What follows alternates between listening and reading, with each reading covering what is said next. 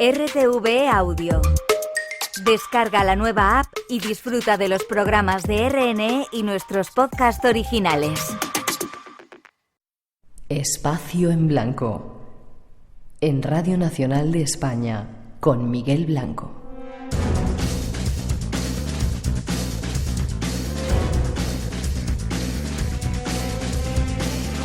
Bienvenidos de nuevo a esta segunda hora del Espacio en Blanco en este programa a punto casi de cambiar de año. Los saludos para todos los que estáis ahí conectados en los diferentes medios con los que nos escucháis en directo, a través de la radio online o descargándonos en podcast. Para continuar, mientras se preparan las fiestas de este fin de año, os invitamos a ir a descubrir a unos habitantes. Son los habitantes de Las Praderas. Tenemos a un invitado que acaba de venir de estar con ellos y viene a relatarnos su aventura. Tras esa introducción, os lo ofrecemos. Hay personas que se dedican a viajar por lugares diferentes y este es el caso de nuestro invitado de esta noche.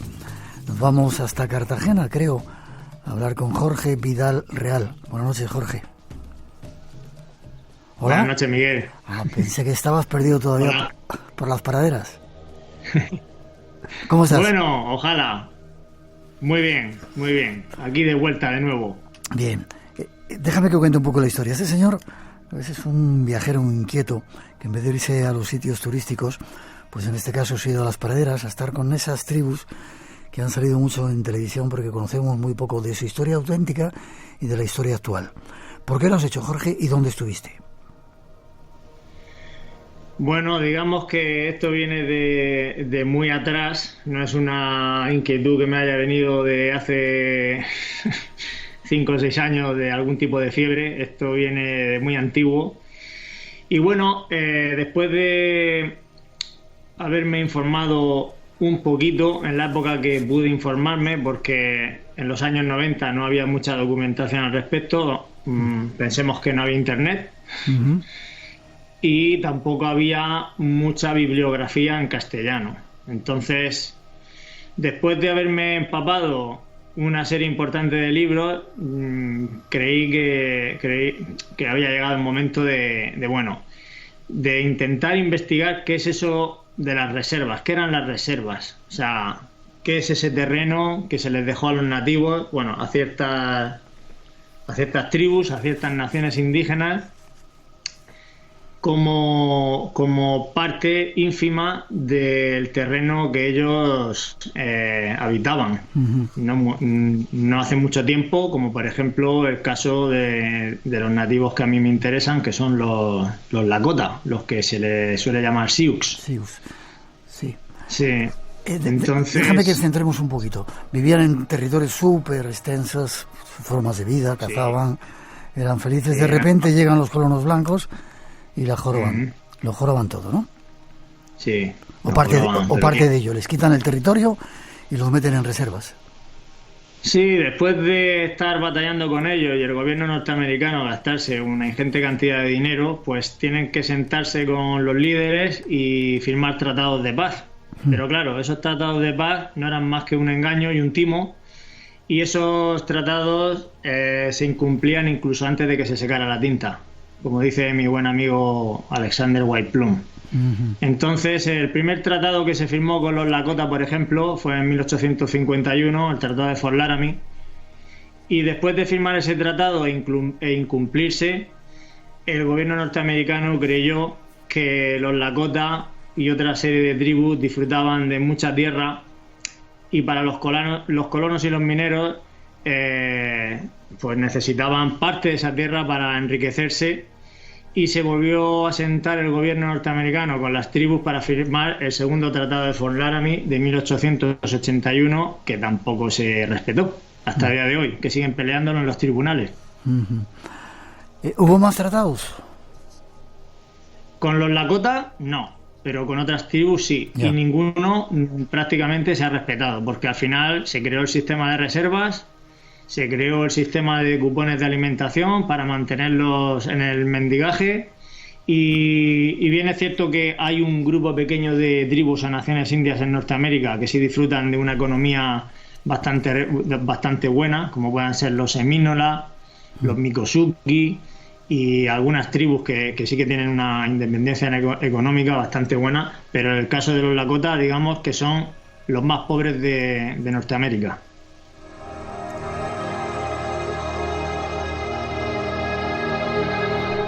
Los Lakota, o más bien conocidos por Sioux, eran muy peleones, ¿no? Muy guerreros, muy guerreros. Sí, como bien escribían los exploradores Lewis and Clark, financiados por el presidente del gobierno del momento, pues cuando ellos iban en esa ruta exploratoria para identificar plantas, tribus, que no era más que una expedición para colonizar, para saber a qué se enfrentaba el gobierno, pues los exploradores, los dirigentes de esa exploración, Lewis and Clark, los catalogaron como muy peligrosos. Antes de haber llegado los americanos o los colonos europeos, ¿no estuvieron los españoles por esas tierras, que creo que fueron los primeros en entrar en contacto con algunas naciones indígenas?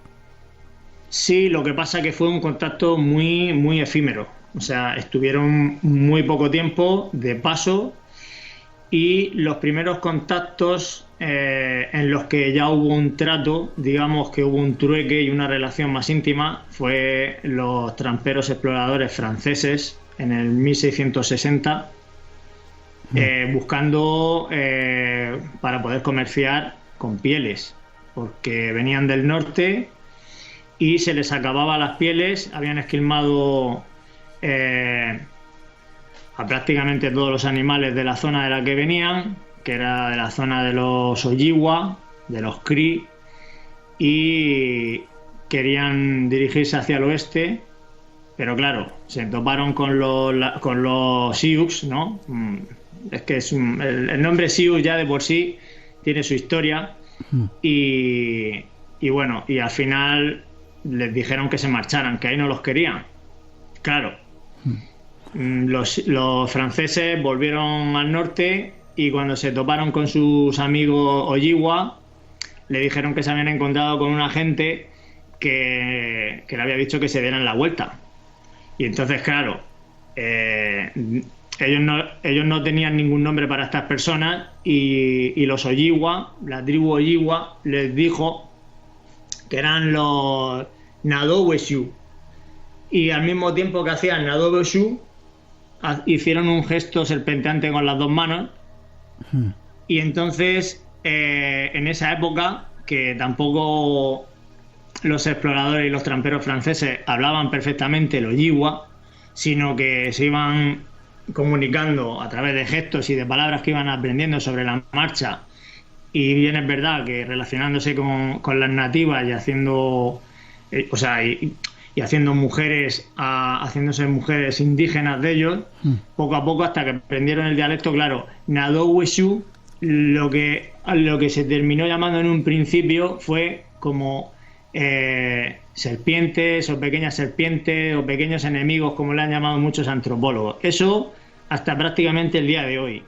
¿Qué pasó? Pues que un escritor, un lingüista Lakota de la reserva Roswell, escribió un libro, y por fortuna una Ojibwa que vivía en California leyó el libro y se quiso poner en contacto con él. Se vieron en la reserva, y allí le contó esta mujer Ojibwa que Nadoweshu no era otro significado más que el río que tiene forma de serpiente. Entonces se les ha estado llamando mal desde hace décadas, cuando en realidad Nadoweshu, digamos que Nadowe es el río que tiene forma de serpiente, y los tramperos franceses, en su dialecto francés, añadiéndole OUX al final de la palabra, se le hacía el plural. Entonces terminó llamándose Nadoweshu, pero luego se contrajo esa palabra quedándose solo en Sioux, en inglés pronunciado Sioux. Sioux en inglés se pronuncia Sioux. Y entonces, pues esa es la definición original de la palabra, que se ha averiguado hace poco.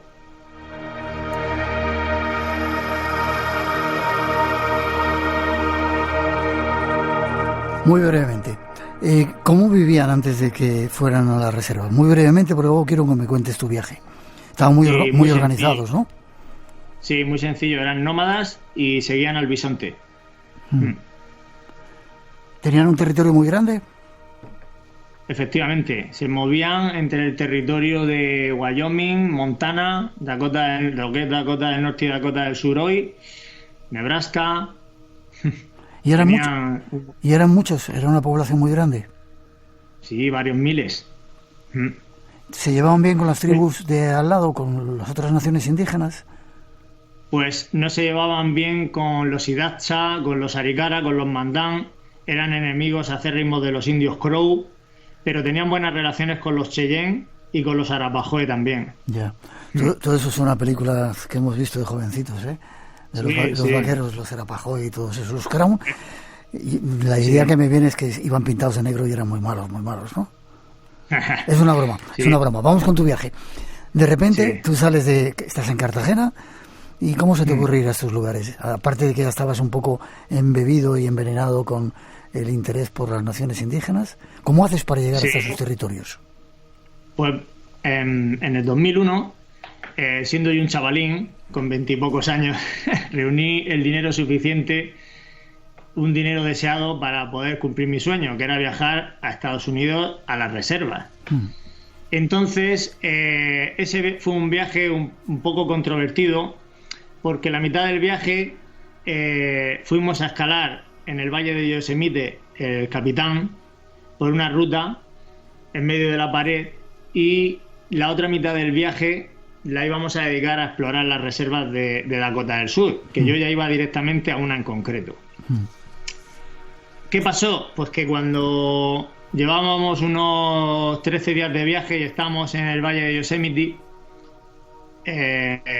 las Torres Gemelas fueron derribadas por los aviones que ya conocemos y que han cambiado la historia de la humanidad en tan poquito tiempo.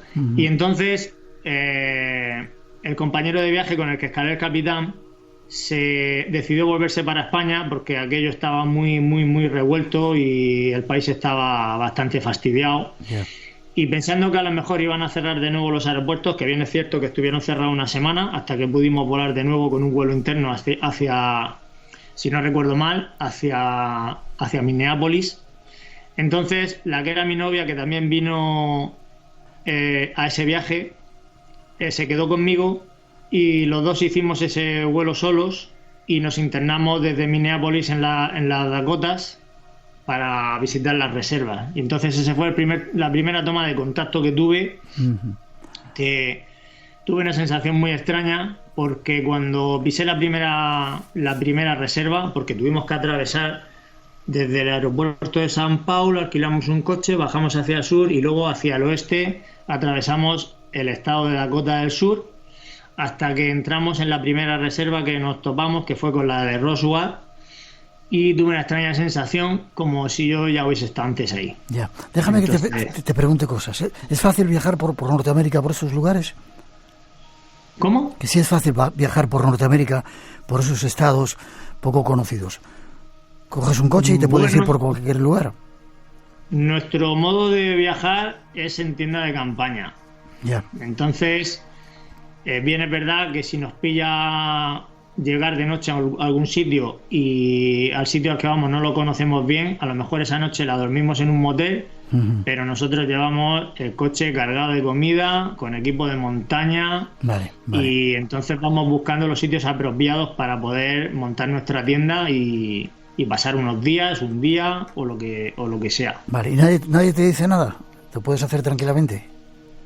Pues hay que llevar mucho cuidado con dónde decides instalarte o qué sitios decides visitar, porque en estas reservas hay unos niveles muy disparados de alcoholismo, de drogadicción y de muchas cosas que son complicadas, vale. que son complicadas y que son el resultado de intentar reducir un pueblo que antaño fue muy potente espiritual, muy potente en poder, a la nada, al vagabundeo, al mendigaje y a estar pendiente de lo que el gobierno les pueda dar para no morir de hambre. Ya. Porque es que aquello es un desastre, literalmente. Te has metido en tema antes de lo que me hubiera gustado. Llegas a esa reserva del primer viaje, sientes que habéis estado allí. Haces un segundo viaje, me lo estabas contando hace muy pocas semanas, estabas por allí. Regresas de nuevo a esas reservas, ¿ya tenías contactos en ellas? Ya tenía contactos en ellas de la primera reserva, porque después de atravesar la reserva de Roswell, acabamos en la reserva de Pine Ridge en el primer viaje y llegamos al enigmático cementerio de Wounded Knee, donde descansan entre 250 y 300 almas que el ejército norteamericano masacró, literalmente, y entonces allí, después de un periplo que sería algo de contar, acabamos en unas tierras de una de las personas más tradicionales que hay en la reserva. Y entonces hemos tenido la suerte de contactar con esta persona con la que a día de hoy yo sigo aprendiendo, y en este último viaje, que es el cuarto, pues yo sigo aprendiendo de ellos cada vez que voy allí.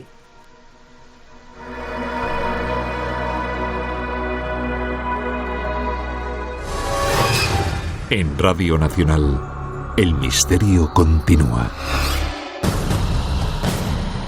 Un viaje por nuevos universos a la búsqueda de respuestas. Espacio en Blanco, con Miguel Blanco. Y con Jorge Vidal Real esta noche, rememorando ese viaje que acaba de hacer a las naciones indígenas. Llegas a la reserva, ¿cómo te reciben? ¿Es fácil llegar para un blanquito como tú, como nosotros? Sí, no tienes problema para entrar y salir de allí, no tienes problema. Tienes que llevar cuidado con dónde te metes, porque hay, digamos que hay bandas que trafican con metanfetamina y con diferentes drogas y que intentan hacerse con el monopolio de determinadas zonas de la reserva. Y claro, allí no es como aquí allí van armados, llevan armas automáticas, y algunos blancos, pues no, como sucede en muchos sitios allí, no nos pueden ni ver. No me extraña, la verdad. A vosotros os recibieron bien. ¿Es muy grande la reserva? ¿Y cuánta gente vive en la reserva que tú estuviste? Pues tiene como 2 millones de acres, entendiendo que un acre tiene aproximadamente unos 4 kilómetros y poco cuadrados. Como recibirnos, a mí cada vez que me ven allí, pues esta gente que me conoce se alegra un montón. Hacer una fiesta. Y a mí me... Sí, bueno, la fiesta no, a mí... Es una forma de hablar, digo, no me extraña que cada vez que te vean lo celebren. Claro, pero para que me entienda el público, o sea, yo no llego allí, me están esperando y entonces ya surgen las ceremonias y me invitan a todos, que va, allí hay que tener una actitud de perseverancia bastante fuerte, porque el ritmo, el Indian Time, el ritmo de los nativos es muy diferente al nuestro y todo va muy lento cuando tiene que ir. Y cuando se organizan es espectacular, porque no sé cómo lo hacen. De la nada se junta un montón de gente, están todos súper organizados, no falta ningún tipo de material que les haga falta, y por supuesto se lo montan de tal manera que todos comen y no falta comida para nadie. Vale. Y con las mismas los recogen todo, desaparecen y parece que nadie ha estado ahí. Ya. ¿Cuánta gente vive en la reserva? Más o menos. Pues no hay un cómputo real de gente que viva en la reserva, porque como digo, aquello es un poco de aquella manera desastroso. Entonces se cree que pueden vivir unas 40.000 personas. Vale. En esos 2 millones de acres. Vale. Sí. ¿El gobierno americano les da dinero, les da apoyo como para que estén tranquilitos allí y no monten lío? El gobierno americano, desde el último tratado de Fort Laramie de 1868,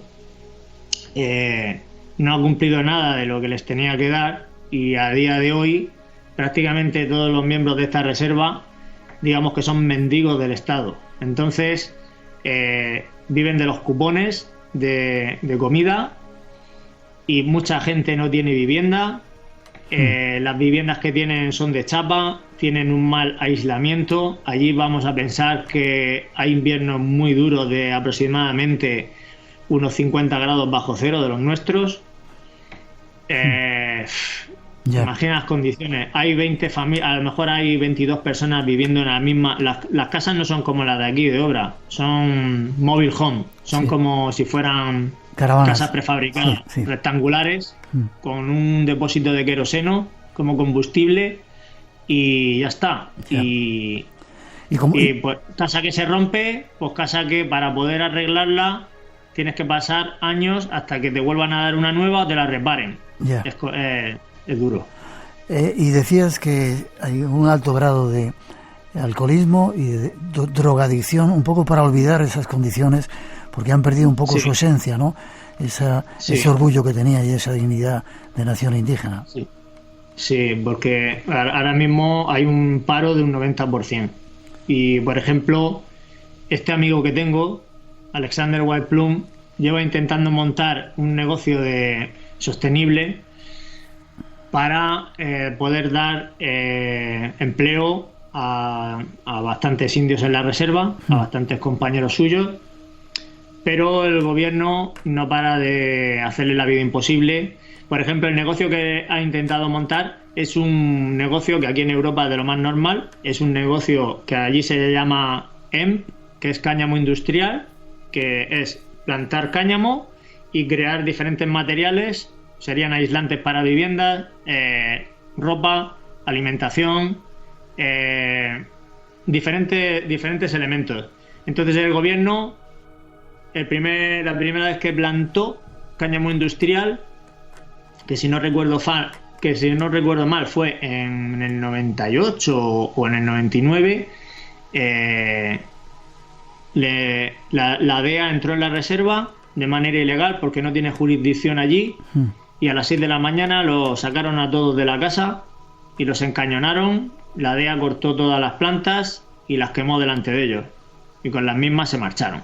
Y lo dejaron libre sin cargo.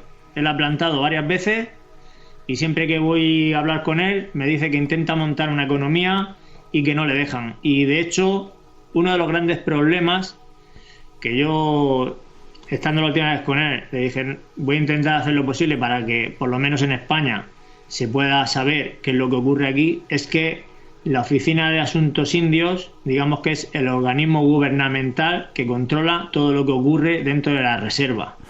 Entonces, las reservas no evolucionan, y esto lo puede constatar cualquier indio de Estados Unidos, no evolucionan porque las oficinas de asuntos indios no les dejan avanzar. Entonces, los gobiernos tribales de la reserva están súper controlados por la Oficina de Asuntos Indios.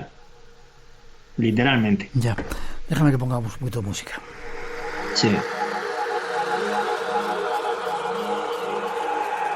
No nos queda mucho tiempo. Es una especie de denuncia que estás haciendo con tu visión de español, de esas reservas, de cómo han quitado a esos pueblos su dignidad, su esencia, pero la tradición se sigue pasando de unos a otros, porque nos has mandado unos audios y una especie de celebración que quiero que escuchemos mínimamente, donde todavía se reúnen, siguen con plumas.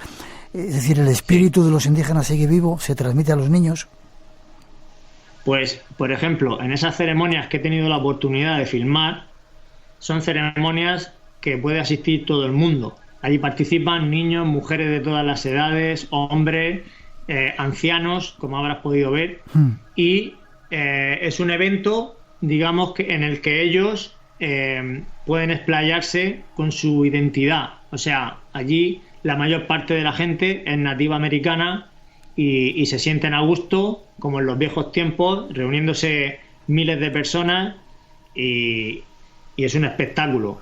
¿Qué pasa? Pues que eso, digamos, no es que se le pueda decir comercial, sino que las ceremonias powwow se crearon para incentivar la identidad indígena, pero a lo que tú te refieres, Miguel, las ceremonias antiguas de curación relacionadas con los hombres medicina, con los cambios de estación, todo eso te puedo decir que se sigue celebrando. Qué bien. Déjame que escuchemos un pedacito, lo tengo que sacar así con un sonido un poco raro de lo que me has enviado. Déjame que lo escuchemos. Vale.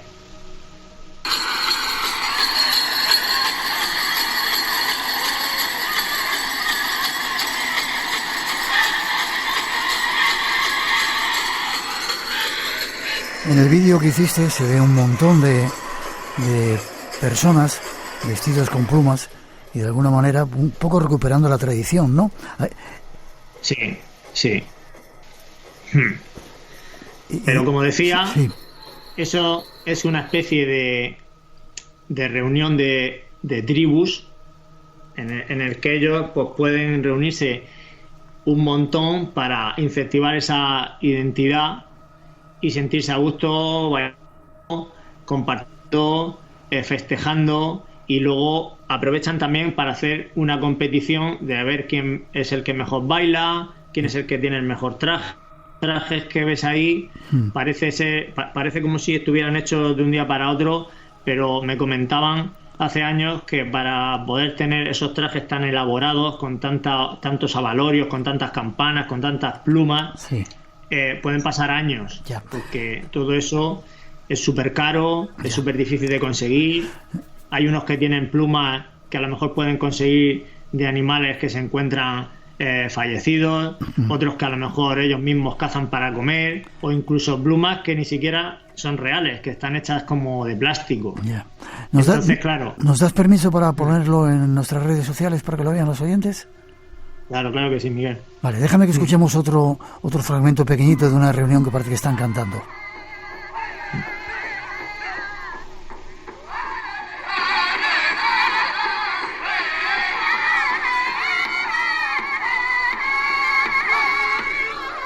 Todo eso, Jorge, es tratando de no perder ese espíritu, esa tradición, eso que les une a la tierra, ¿verdad? Sí, pero lo más curioso es que si extrapolamos lo que ocurre allí con lo que nos ocurrió antaño a nosotros, es lo mismo, solo que ellos todavía tienen intacto, digamos, aún así con su 90% de paro, con su abandono de la escuela del 70%, con esta esperanza de vida en los hombres de 47 años y en las mujeres de 56 en la reserva. Aún así, ellos han mantenido, después de todo este machaque, sus tradiciones, sus ceremonias, y eso lo teníamos nosotros en Europa hace muchos años. Por eso, como aquí no existe, determinadas personas tenemos que viajar a donde está para poder aprender o reaprender lo que nuestros abuelos ya no pueden enseñarnos. Esa es una de las razones por las que yo viajo allí. Eso te iba a preguntar, esa ha sido la razón por la que has ido, ¿no? E igual que han hecho con ellos, igual que están haciendo con ellos, hicieron con nosotros no sé qué entidad para quitarnos eso, nuestras tradiciones, las raíces, el apego, sí, aquellas cosas en las que queremos, y nos han metido una serie de creencias que vete a saber de dónde vienen, totalmente interesadas, ¿no? Sí, bueno, si no nos cortamos mucho en Estados Unidos y concretamente con los pueblos indígenas, la Iglesia ha hecho mucho daño, no solo el gobierno compinchado con la Iglesia, porque claro, a esta gente no es solo hay que reducirla físicamente, sino que hay que reducirla espiritualmente, y esos internados que se crearon no se crearon al azar para enseñarles nuestro modo de vida o prepararlos para un mundo laboral, sino que se les enseñó, se les metió en internados para reducirlos espiritualmente, por supuesto. Eso es, cualquiera lo puede confirmar. Ha leído la maldición. ¿Se atreve a desafiarla? Viajamos al pasado. Vuelva y entiérrelo donde lo encontró. Para mostrarte los misterios de nuestro futuro. ¿Te unes a la aventura? Examinaremos el cofre juntos. Espacio en Blanco. En Radio Nacional. Con Miguel Blanco.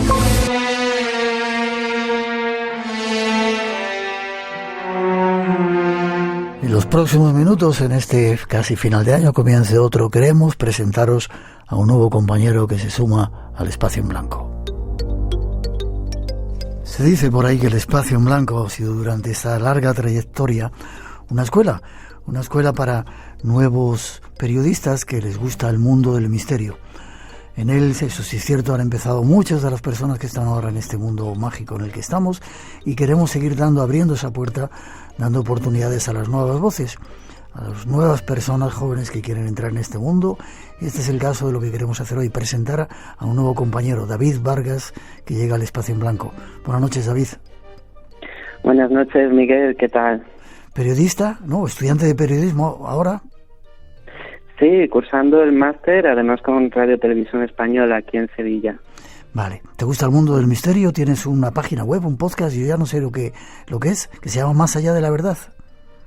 Sí, así es un podcast que emitimos también en la radio de la Universidad de Sevilla, y bueno, yo fascinado por el mundo del misterio, que al final uno curiosamente descubre que lo es todo en esta vida, ¿no? Todo es un misterio. Sí, señor. ¿Y por qué nos escribiste y con el deseo de estar con nosotros en el Espacio en Blanco?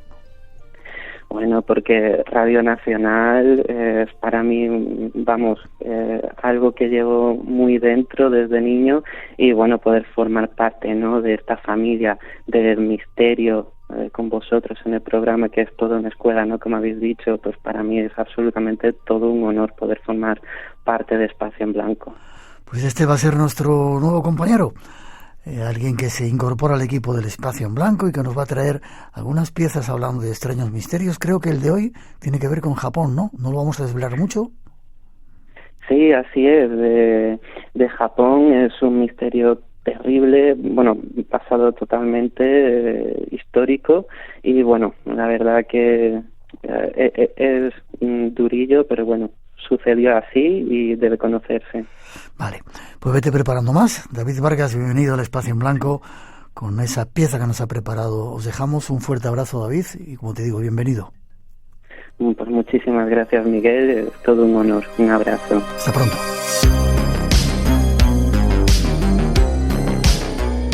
Muy buenas a todos, amigos de Espacio en Blanco. Hoy me gustaría hablaros sobre los terribles experimentos en humanos que se realizaron durante la Segunda Guerra Mundial, pero esta vez no por los nazis comandados por Joseph Mengele, sino de los experimentos que realizó el ejército imperial japonés a las órdenes de Shiro Ishii. Bajo el nombre de Laboratorio de Investigación y Prevención Epidémica, la Unidad 731 tuvo su base más importante cerca de la ciudad de Pingfang. Con más de 150 edificios y la tecnología más avanzada de la época, la Unidad 731 realizó sus experimentos sobre más de 3.000 prisioneros, todos ellos facilitados por el Kempeitai, una especie de SS japonesa. Entre los experimentos que se llevaron a cabo con estos prisioneros, era usual que se les contagiara con diversas enfermedades para, posteriormente, hacerles una vivisección, es decir, una autopsia mientras aún estaba con vida el paciente. El doctor Ishii también practicaba con regularidad experimentos de congelación, en los cuales congelaba las extremidades de un prisionero para posteriormente meterlos de inmediato en agua caliente y ver cómo se derretían. O, por citar una última, se solía disparar a los prisioneros para que los jóvenes doctores del ejército aprendieran a tratar heridas de bala, como tendrían que hacer en el campo de batalla. Cuando la Unidad 731 fue disuelta, al final de la Segunda Guerra Mundial, casi todos los prisioneros habían muerto, y cerca de 500.000 de chinos fueron víctimas de las armas que llegaron a desarrollar. Shiro Ishii fue detenido por las tropas aliadas y juzgado en los juicios de Tokio por crímenes de guerra junto a varios de sus oficiales. Pero finalmente no fue condenado a nada porque fue absuelto por falta de pruebas. Ishii había llegado a un acuerdo con el gobierno de los Estados Unidos para quedar en libertad a cambio de los datos de sus investigaciones. Ya libre, Ishii abrió una clínica de atención gratuita en Tokio, se convirtió al cristianismo y vivió tranquilamente sus últimos días, falleciendo en 1959 por un cáncer de garganta. Con el juicio archivado y con Ishii fallecido, la Unidad 731 se convirtió en una leyenda urbana, reivindicada solamente por algunas asociaciones chinas y coreanas. Sin embargo, el gobierno japonés tenía clara su postura. La unidad 731 nunca había existido. Sería en 1989 cuando la sociedad japonesa supo de la existencia de la unidad gracias a un libro que recogía testimonios de los soldados que sirvieron en ella. En 2002, gracias a las demandas de algunas de estas asociaciones, el Tribunal de Tokio admitió públicamente que Japón había usado armas biológicas en China. Con todo esto, no puedo evitar preguntarme cuántas cosas que a día de hoy consideramos leyendas sucedieron en realidad. Pero sobre todo me pregunto, ¿para qué se habrán utilizado los datos de las investigaciones del Dr. Ishii? Mucho me temo que quizás nunca lleguemos a saberlo. Radio Nacional de España, la que quieres. Me lo pido, me lo pido, me lo pido. Sofía, ¿no crees que te estás pasando? Pero Blanca, si solo son bolis. ¿No sabes que por cada boli que me pida hay un niño o una niña que recibirá un juguete? ¿Ah, sí? Pues me acabas de resolver las navidades. Ya sé lo que le voy a regalar a todos mis amigos. Estas navidades regala el boli de un juguete una ilusión. RTV, la que quieres. Eso que crees haber soñado. Eso que no te atreves a sentir. Forma parte de ti. Espacio en blanco. El misterio que va contigo. El misterio que hay en ti.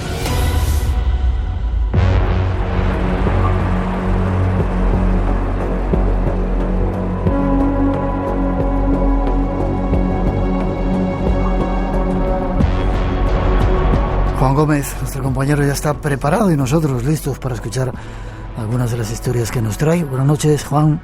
Muy buenas noches, como siempre un placer. La extraña palabra de las desapariciones, ¿qué es esto?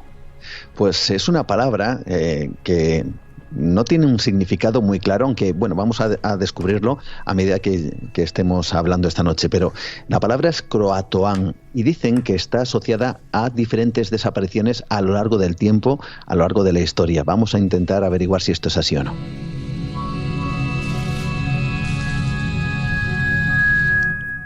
Está asociada a diferentes desapariciones, con un asentamiento incluso de colonos.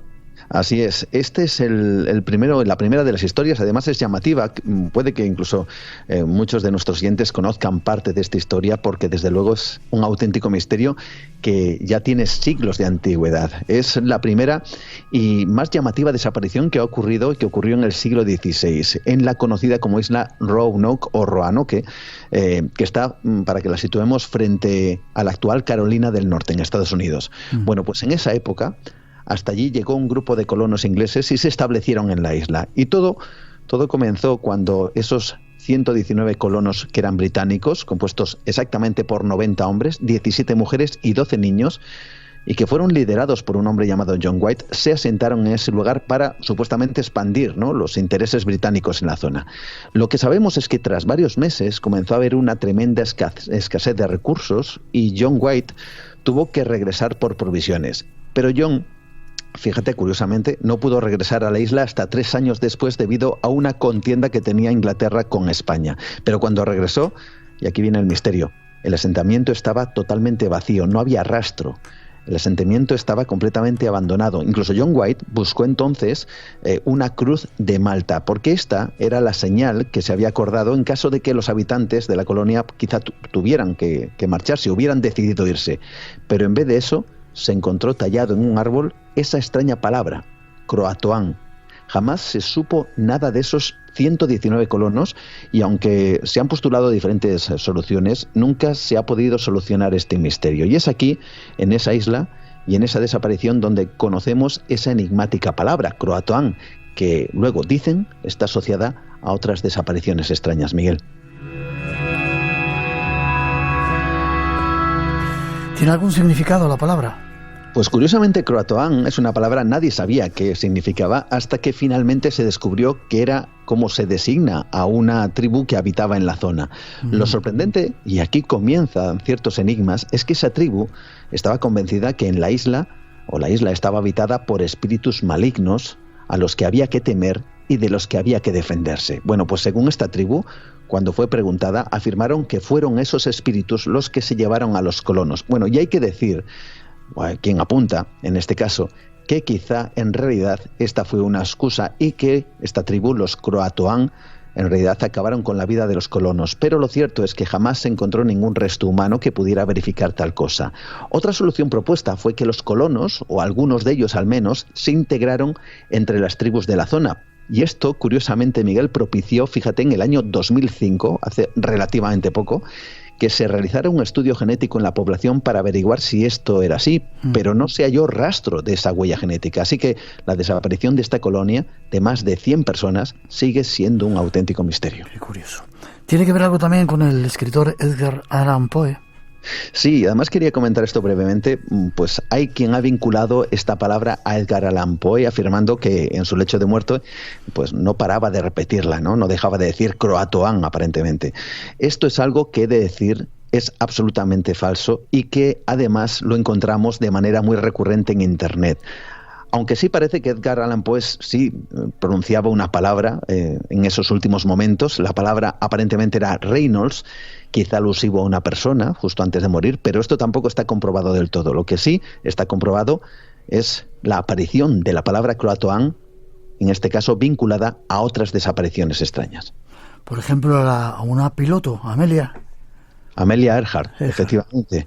Eso es, esta mujer que fue profesora, conferencista y pionera en la aviación estadounidense. Además, fíjate, fue la primera aviadora en volar sola a través del Océano Atlántico y además estableció muchos récords y fue una, curiosamente, de las primeras aviadoras en promover los viajes aéreos comerciales. Además, escribió libros que fueron superventas sobre sus experiencias en vuelo, hasta que en el año 1937, durante su intento por convertirse en la primera mujer en completar un vuelo de circunvalación a través del mundo, desaparece y lo hace en algún lugar del Océano Pacífico y lo hace sin dejar rastro. Bueno, pues su desaparición sigue siendo investigada a día de hoy y en esa investigación se descubrió uno de los diarios que ella tenía, que ella escribía. Bien, pues para la sorpresa de los investigadores, Amelia Earhart había escrito la palabra Croatoan en dicho diario para luego tacharla. ¿Por qué estaba esa palabra? ¿Por qué la tachó? ¿Tiene algo que ver? ¿O es alguna pista sobre su desaparición? Bueno, pues una vez más, tras 70 años después, esto sigue siendo un misterio.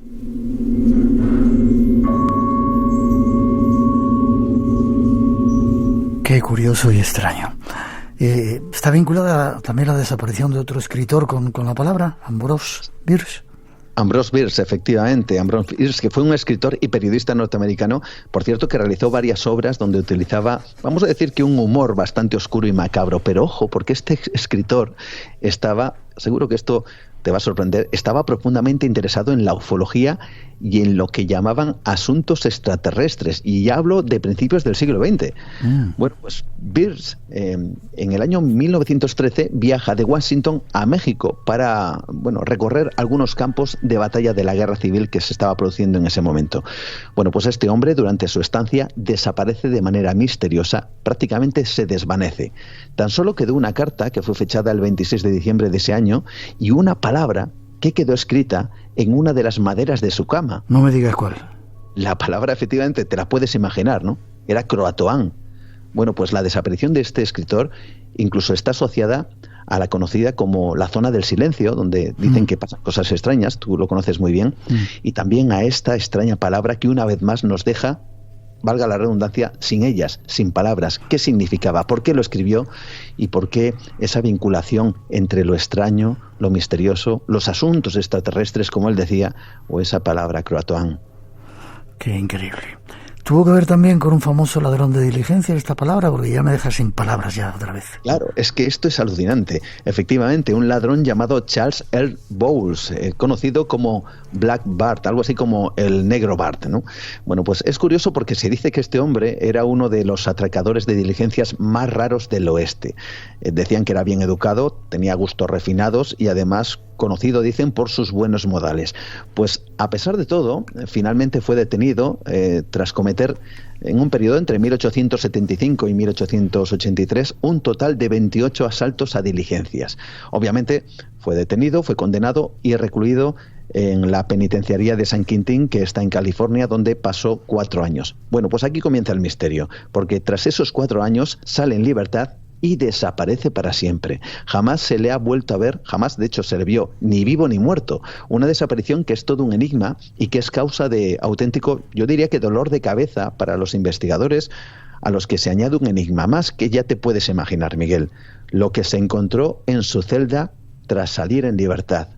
Black Bart había dejado grabada en una de sus paredes, adivinas, ¿no?, la palabra Croatoan. Así que desde entonces su rastro se perdió para siempre. Y una vez más, ¿qué quiso expresar con esa palabra? Y si tiene algo que ver con su desaparición, desde luego es algo que sigue incluso siendo objeto de debate a día de hoy en Estados Unidos. Y ya para terminar, en los barcos. No me digas que también aparece esa palabra Croatoan en los barcos.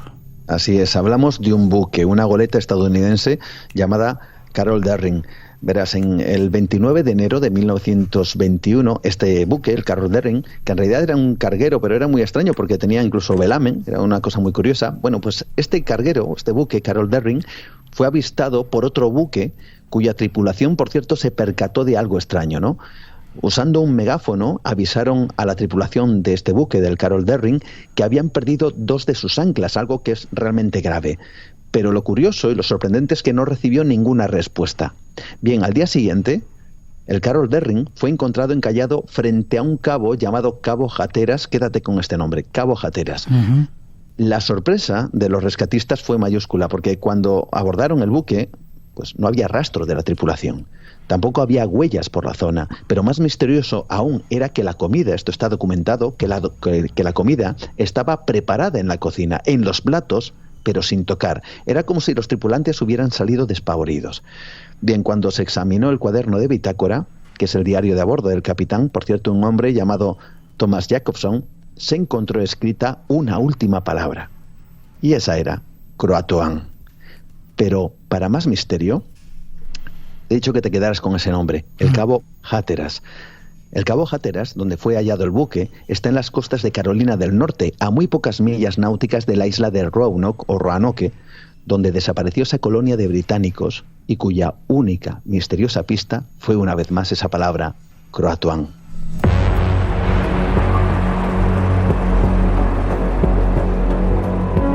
No voy a pronunciar la palabra por si acaso, desaparecemos, Juan. No hay una explicación, ¿no? No tenemos explicación, no sabemos por qué dejaron esas palabras. Podemos elucubrar, por ejemplo, en este último caso, con la idea, ya por la cercanía en la zona, que quizá este buque quisiera arribar a esta isla, pero en realidad tampoco tenía ningún tipo de motivo, ni tampoco lo tenía dentro de su programa, vamos a decir, de navegación. Así que una vez más nos encontramos con el misterio. ¿Por qué Amelia Earhart lo escribe en su diario? ¿Por qué en el diario de Bitácora también aparece? ¿Por qué lo deja escrito ese hombre Black Bart en su celda en el siglo XIX? 3 siglos antes, aparece en un árbol donde una colonia de más de 100 personas han desaparecido. Esto sigue siendo un auténtico misterio, Miguel. ¿Forma de contacto contigo? Pues a través de las redes sociales, por ejemplo en Facebook, mi perfil Juan Gómez Ruiz, y también a través del email juangomez_gmail.com, juangomez_gmail.com. Como siempre ha sido un placer. Seguimos, sí señor. Un fuerte abrazo, hasta prontito. Igualmente. Adiós.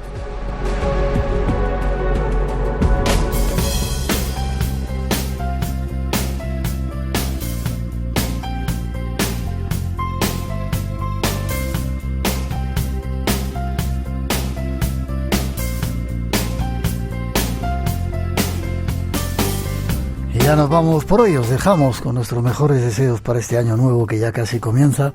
Ojalá nos llegue con buenas noticias, que se acabe en las guerras, venga lleno de paz, de armonía y prosperidad para todos. Feliz Nochevieja y que sigáis escuchando la radio en todo el año 2024. Y me Mientras llega esa siguiente cita y preparamos la carta de los Reyes Magos, a disfrutar de este tiempo mágico lleno de ilusiones y como siempre a prepararse, hay muchas sorpresas que tenemos aquí y queremos compartirlas con vosotros. Nos dejamos con la información de las 4, las 3 en las Islas Canarias y hasta 7 días estaremos esperándoos. La nueva cita aquí en Radio Nacional en vuestra casa. Feliz semana para todos y ahora hasta las 4 un poquito de nuestra mejor música.